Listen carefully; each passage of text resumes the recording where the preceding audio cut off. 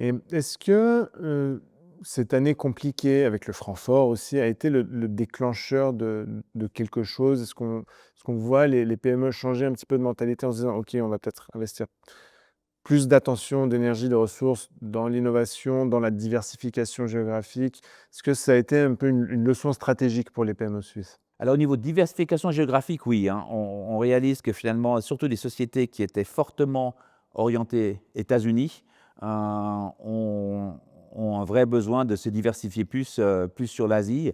Nous, dans notre portefeuille, par exemple, on nous a demandé de faire une étude sur l'exposition du portefeuille.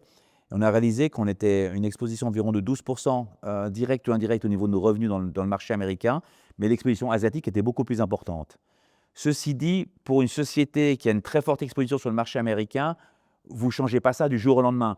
Il y a ces initiatives qui sont prises au niveau politique. On dit on a un Fair Trade Agreement avec l'Inde, et cetera. C'est très bien à moyen et à long terme, mais une société pour s'ouvrir le marché, indien, même si on a une politique de tarification extrêmement avantageuse pour la Suisse, ça ne se fait pas du jour au lendemain. Donc c'est une transition, oui, avec une prise de conscience en disant qu'il y a d'autres marchés qui sont tout aussi importants, mais vous ne pouvez pas changer votre fusil d'épaule, en 12 mois. C'est des demandes d'investissement dans un nouveau réseau de distribution et ça se fait sur 3 à 5 ans. Donc il y a une prise de conscience, mais il n'y a pas un shift qui peut se faire en l'espace de 6 mois pour se dire: «Voilà, on compense les États-Unis directement avec d'autres marchés».